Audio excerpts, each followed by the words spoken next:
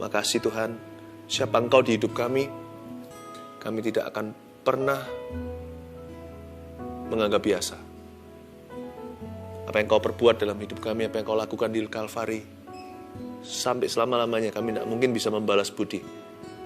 Oleh karena itu kami datang hanya dengan memuji dan menyembah. Sekalipun sebagian di antara kami harus melakukannya dengan bercucuran air mata, tapi kami tahu ya Tuhan, semua itu adalah untuk Tuhan. Tuhan berkati umat-Mu, sayangi setiap domba, Tuhan cinta kami semua.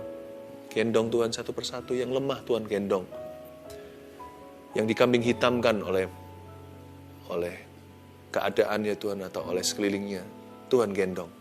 Tuhan sayangi setiap domba-Mu, berapapun usianya dan latar belakangnya, siapapun mereka, Tuhan kasih dan sayangi. Tuhan belai setiap kami. Terima kasih Tuhan. Sampaikan sabda-Mu, sembunyikan hamba-Mu di balik salib Yesus. Dalam nama Yesus. Haleluya. Amin. Puji Tuhan.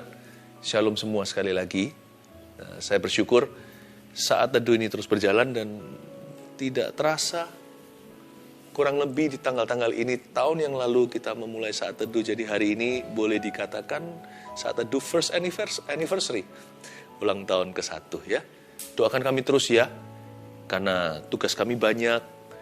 Karena itu Anda juga perlu loh doakan tim saat teduh. Dan terima kasih yang sudah terlibat dalam pelayanan yang sangat mulia ini untuk membimbing umat Tuhan dan menuntun orang kepada Kristus. Dan berdoa supaya kami terus diberikan Tuhan kemampuan, kekuatan, khususnya untuk mengatur waktu. Waktu itu penting sekali, apalagi sekarang pelan-pelan semua sudah kembali normal. Onsite pun sudah jalan, ada banyak tugas. Kita doakan saat teduh terus berjalan, dan dengan doa-doa Anda, pasti berkat Tuhan mengalir terus, tak henti-hentinya. Hari ini saya mau sampaikan firman Tuhan yang berjudul bahasa air mata. Kita buka Alkitab bersama-sama di Yohanes pasal 11, ayat 28 sampai 37. Bahasa air mata. Sambil Anda buka. Seperti yang saya katakan tadi di awal-awal acara, saya merasakan ada banyak di antara Anda yang sedang menangis hari ini, today. Mungkin juga beberapa sekarang. Jangan menangis. Tuhan sayang padamu.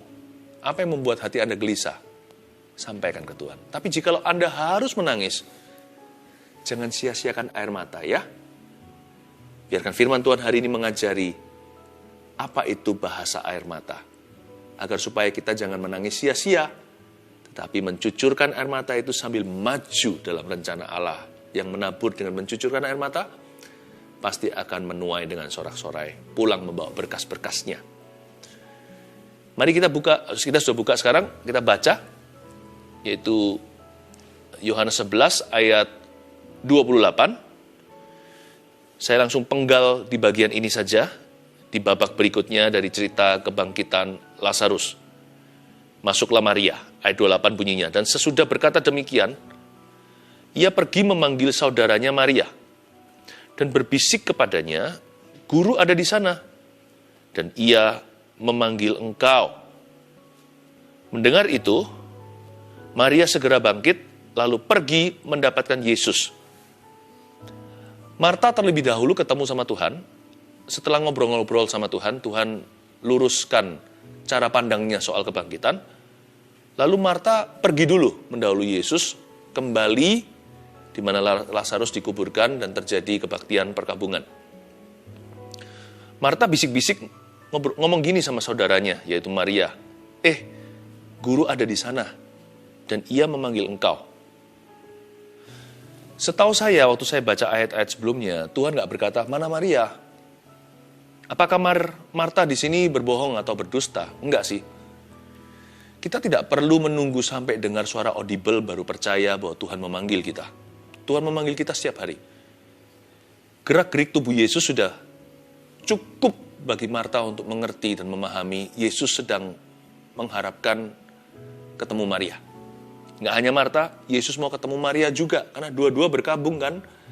Lazarus mati atau meninggal dunia. Guru ada di sana. Marta memanggil Yesus guru.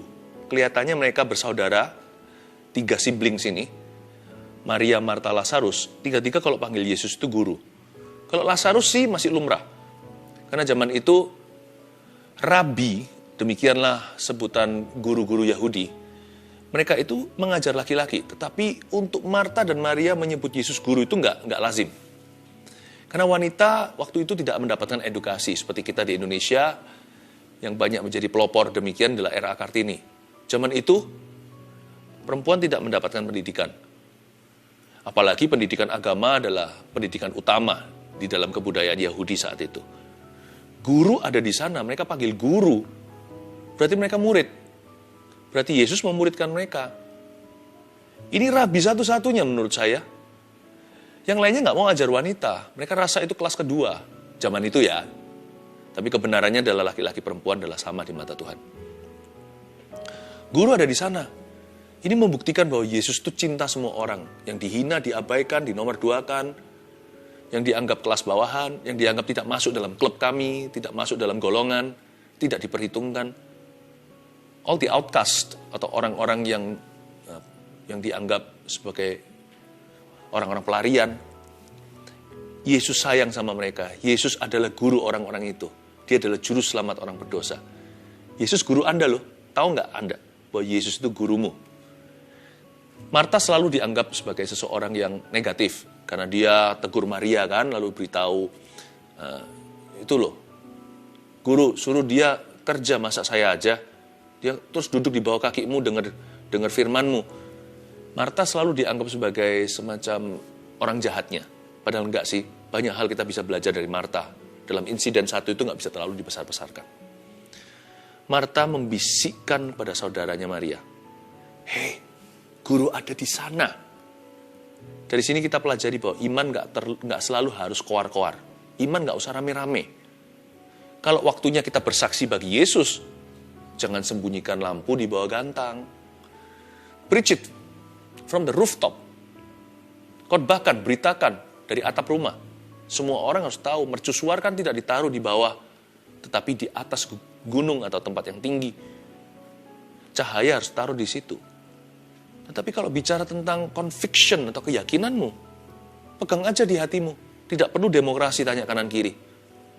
Kalau dia bilang, guru ada di sana, nanti banyak-banyak yang bondong-bondong datang hanya penasaran. Tapi Marta dan Maria sungguh-sungguh mau percaya. Udahlah, percaya itu nggak usah ikut-ikutan. Kalau Anda mau percaya Yesus, percaya. Nggak usah tunggu tetanggamu, nggak usah tunggu saudaramu, nggak usah tunggu siapapun dalam hidupmu untuk mendukungmu. Guru ada di situ.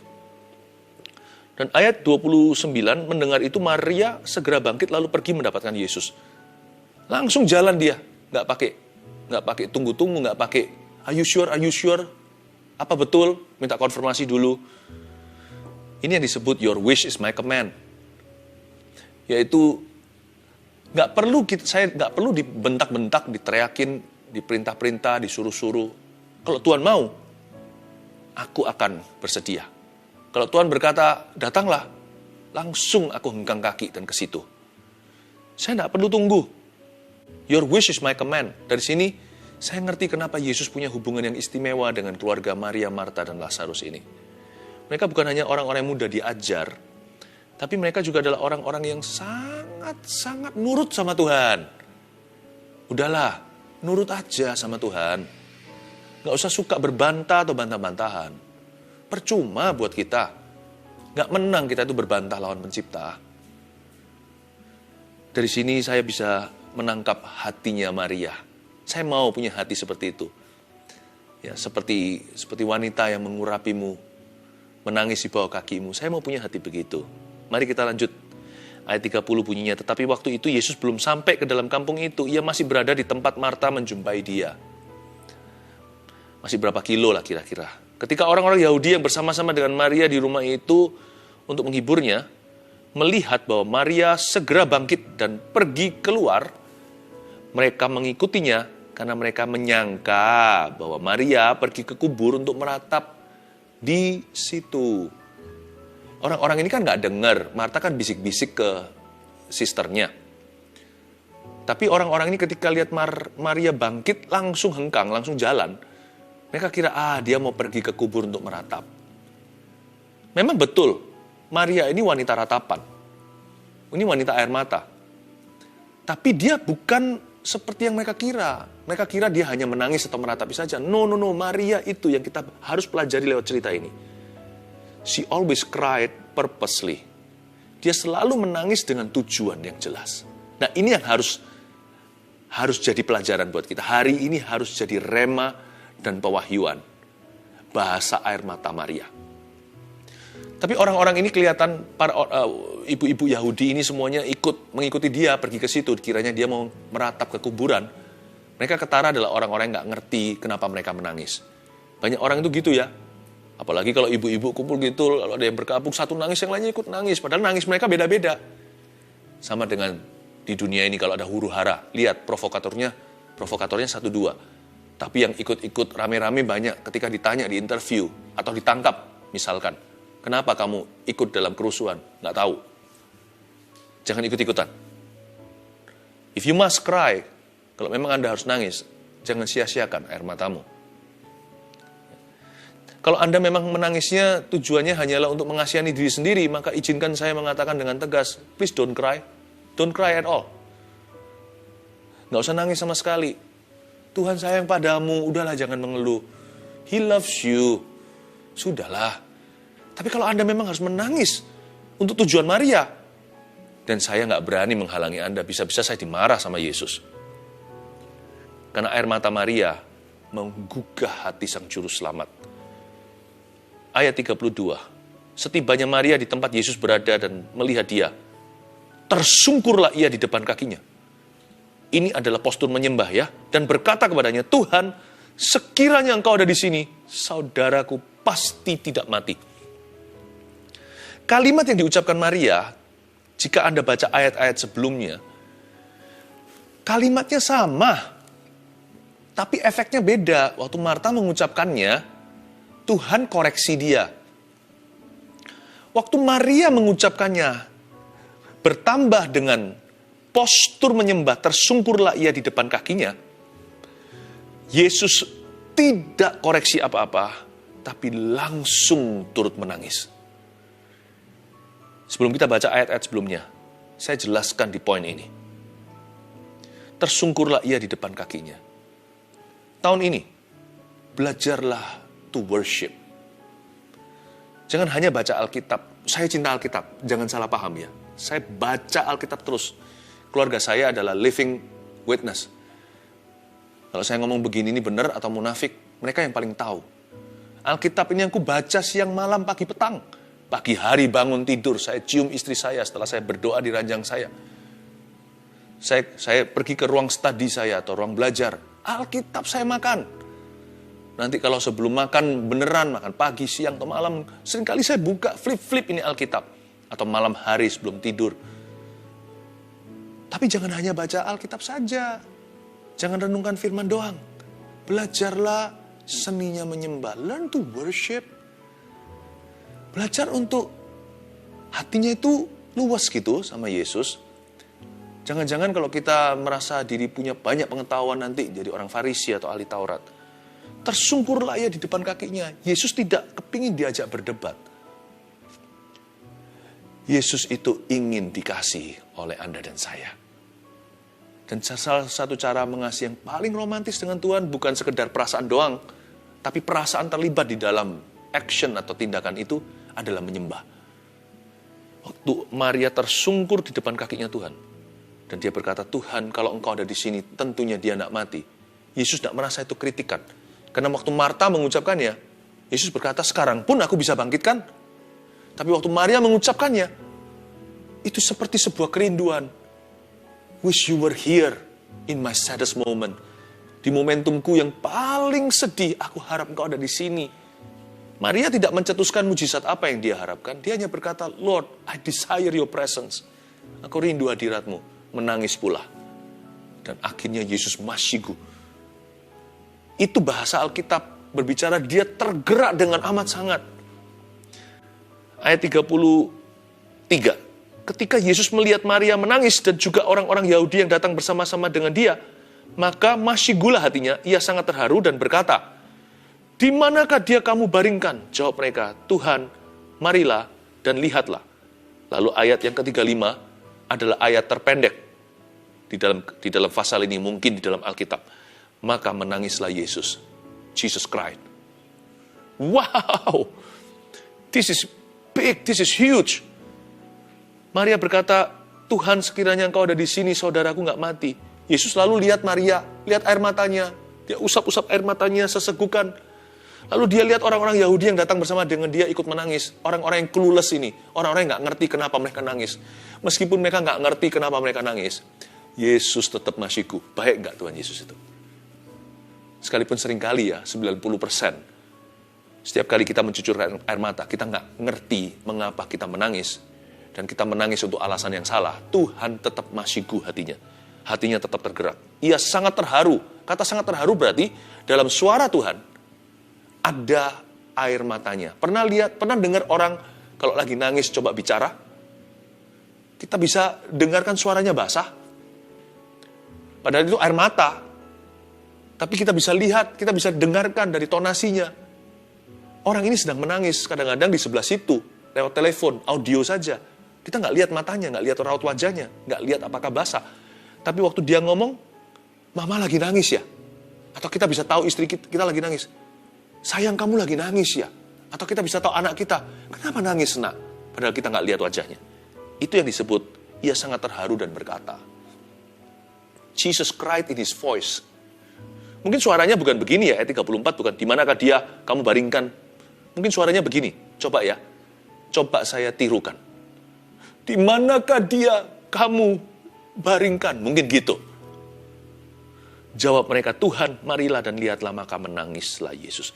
Kata menangislah Yesus di sini dalam bahasa Yunaninya, yaitu bahasa Perjanjian Baru, dia konotasinya adalah quiet weeping atau menangis dengan diam-diam.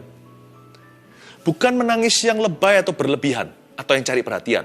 Orang Yahudi zaman itu mereka nangisnya berlebihan. Bisa-bisa nih orang-orang yang bersama dengan Maria ini nangisnya lebih heboh daripada Maria sendiri.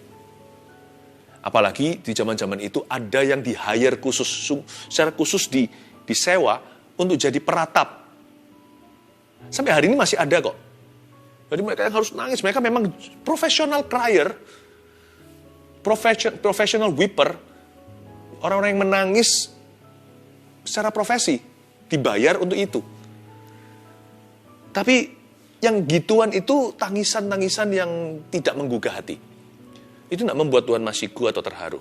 Itu bukan bahasa air mata. Itu air mata saja. Bisa jadi air mata buaya. Bahasa air mata itu dalam bahasa Yunaninya dulu, it suggests quiet weeping. Jadi yang Yesus menangis dan Maria menangis itu konotasinya ke situ. Sedangkan yang orang-orang Yahudi yang lain bersama dengan Maria menangis itu yang menangisnya berlebihan, yang profesional, yang bahasa anak muda hari ini, yang lebay. Kalau yang dari Malaysia mendengarkan ini mungkin nggak ngerti, makanya saya kasih kata yang berlebihan, yang agak overreacting. Saya nggak berkata kalau menangis yang quiet weeping itu berarti orang itu menangisnya pelan-pelan. Enggak, saya pernah melihat orang berkabung. Saya seorang pendeta, seorang hamba Tuhan. Lihat ups and downs-nya manusia dan jemaat yang saya kasihi. Waktu menangis, nangisnya ada yang nangis. Tapi nggak lebay, karena tangisannya dari hati. Dia menangis, sungguh-sungguh menangis. Ada orang yang dijamah Tuhan di gereja atau dalam kebaktian ibadah. Seperti saat teduh begini juga, saya kan nggak bisa dengar. Tapi Yesus ada di sana. Ada yang menangis. Menangis sejadi-jadinya. Menangis itu sampai betul-betul badannya bergetar. Jangan hakimi orang gitu kalau dari hati ya. Dia ngalami Tuhan Yesus. Jangan berkata fanatik atau emosional, sentimental. Ikut Tuhan itu, percaya Tuhan itu akal budi pikiran. Lah ya, tapi juga segenap hati kan. Hati, akal budi, kekuatan, kehidupan. Jangan lupa ada hati. Jadi kalau ada orang begitu, diam. Kalau Anda memang simpatik atau empati dengan orang begitu, ikutlah menangis. Menangislah dengan orang yang menangis. Tertawalah dengan orang tertawa. Yakobus katakan begitu dalam Perjanjian Baru. Ada orang yang di zaman Tuhan itu saking demikiannya, hebatnya zaman Tuhan. Dia nggak pernah di zaman demikian, nggak pernah ngalami kasih segede itu. Ada di antara mereka yang sampai nggak sanggup berdiri. Seperti terlentang. Posturnya seperti menyembah. Baik itu ke depan maupun ke belakang. Saya berkali-kali lihat orang di jamaah Tuhan demikian. Mereka nangis sekali, nangis. Saya respect, saya honor itu. Saya menghargai, menghormati momen seperti itu. Tinggal saya aja yang harus bisa jadi seorang good friend bagi orang demikian. Saya jagai dia, tungguin di sana sampai dia selesai dengan Tuhan, saya nggak ganggu. Atau kalau dia sedang berada di lantai, di mana? Ya kan? Saya mungkin kasih dia jaket saya, kalau itu seorang teman, supaya dia berada di lantai situ. Tetap saya jaga, dia punya dignity. Jangan hakimi orang yang mengalami manifestasi kasih. Because you did not experience, you haven't experienced what they have. Karena Anda belum alami apa yang mereka sudah alami. Dan saya saya sebagai gembala Anda lah. Istilahnya di saat teduh ini sekarang, biar jemaat. Saya beri Anda kebebasan dan kemerdekaan penuh untuk ekspresi cinta pada Tuhan dan untuk mengalami manifestasi kasih. I give you the full freedom. Selama Anda tidak menjadi batu sandungan buat orang lain. Itu urusan hatimu dengan Tuhan Yesus. No one will judge you. Not in my presence. Tidak dalam kehadiran saya. Tidak akan kuizinkan siapapun menghakimimu. Tuhan sayang domba-dombanya. Salah satu tugas gembala adalah menjaga domba-domba itu, berjaga atas jiwanya. Oh haleluya. Ayat yang ke-36 dan 37, kata orang Yahudi, lihatlah betapa kasihnya kepadanya. Wow. Orang Yahudi yang positif ngomong gini, look, manifestasi kasih, lihatlah betapa kasihnya kepadanya. Tapi ayat 37, orang Yahudi yang lain, yang negative thinking. Ini yang hater-haternya. Ini yang mocker-mockernya, pencemooh-pencemooh, pembenci-pembencinya. Inilah gossiper, komentatornya. Yang ayat 36 masih oke, kata orang-orang Yahudi, lihatlah betapa kasihnya kepadanya. How wonderful. We do not understand, aku tidak mengerti, tapi aku bersyukur. Aku tidak paham, tapi aku hargai orang itu mengalami. Ayat 37, tetapi beberapa orang diantaranya, ini lain lagi orang, berkata, ia yang memelekkan mata orang buta. Nggak sanggup kak ia bertindak sehingga orang ini nggak mati? Ayat 37 ini dimasukkan satu kategori. Orang-orang yang suka komentar doang. Orang-orang gini ini tukang rame-rame. Ia yang memelekkan mati orang buta. Yesus lagi nangis. Masa dia nggak bisa sembuhkan? Katanya dia melekkan orang buta. Masa dia nggak bisa tahan orang ini nggak mati? Nanti orang itu sembuh. Nanti dia ngomong lagi, dia sembuh, tapi masa kok orang ini setelah sembuh kok nggak dikasih segala sesuatu yang dia harapkan? Tanggung sekali Tuhan. Pokoknya nggak benar deh, nggak pernah benar. Pokoknya Tuhan itu nggak pernah benar di mata-mata orang ini. Selalu ada kurangnya. Pernah nggak ketemu orang begitu? Jangan-jangan Anda dan saya orang yang demikian. Ditiupin suling, tidak nari. Suling ditaruh, mana musiknya? Musik dimain, kekerasan. Diturunin, suaranya kekecilan, tanggung sekali musisinya. Udah main ya main sekalian. Dikeresin lagi, nggak dengar tadi. Saya berkata, kekerasan nih telinga sampai mau tuli. Taruh lagi sulingnya, mana suling, mana musiknya, nggak bisa nari. Sulingnya dimainin, mereka pergi. Nggak nari malah, pulang-pulang. Nggak pernah benar. Orang seperti ini harus ada di dunia. Harus ada. Kalau nggak gitu, nggak bisa membedakan orang benar dengan orang salah. Nggak bisa membedakan orang fasik dari orang benar dari orang fasik. Nggak bisa membedakan orang yang berkenan. Dan orang yang cuma figuran di mata Tuhan. Don't be. Jangan jadi ayat 37 ya. Jadilah ayat sebelumnya, Maria. Jangan jadi orang ini. Harus ada orang begini. Hanya janganlah you and me. Saya kasih 3 poin sederhana bahasa air mata. Nomor 1, dari sini kita pelajari dari Maria ya. Dan dari Yesus tentunya. Tapi dari Maria dulu sekarang. Bahasa air mata itu 1, menangis karena terharu. Kalau Anda harus menangis, nggak apa-apa karena terharu. Apalagi kalau karena kasih Yesus. please, hati itu jangan kaku, yang luas sama Tuhan. Dulu waktu saya masih kecil, karena saya mengalami beberapa pengalaman-pengalaman yang traumatis dan keras, maka saya mencetuskan pada diri saya sendiri, saya membuat janji bahwa saya tidak akan menangis. Laki-laki gak boleh nangis. Pria tidak boleh mencucurkan air mata. I must be tough. Jadi saya menjadi orang yang sangat keras. Hati saya itu seperti ditaburi apapun tanpa irigasi. Jadi sangat-sangat super kaku. Apapun yang saya lakukan, selalu saya ingatkan diri sendiri, tidak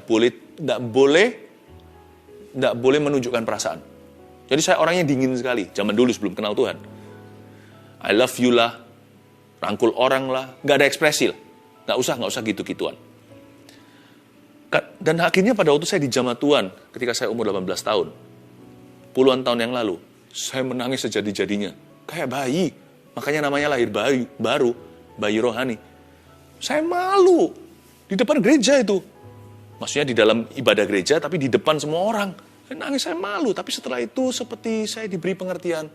Kenapa harus malu kalau terharu? Saya nggak mudah nangis kecuali dalam hadirat Tuhan hingga hari ini. Saya nggak mudah nangis kecuali untuk alasan-alasan kebenaran. Saya tidak mudah mencucurkan air mata, kecuali kalau melihat orang lain menderita. Hari ini hati saya telah berubah. Sejak Roh Kudus jamah saya, seperti ada perairan dan irigasi. Seperti ada sungai yang mengalir di sini. Bukan tipe orang yang gampang-gampang dikit-dikit nangis, nggak gitu. Saya nggak bocor. Tapi kalau memang hari itu mata saya harus jadi bendungan Allah, saya pastikan hatiku mudah masiku. Menangislah karena terharu. Kalau memang harus menangis karena alasan itu. Apalagi karena kasih Tuhan. Lihat orang lain punya penderitaan, it's okay. Nomor 2, menangis karena kehendak Allah. Yang ini menangis karena alasan ketaatan. Menangis untuk taat. Ini susah.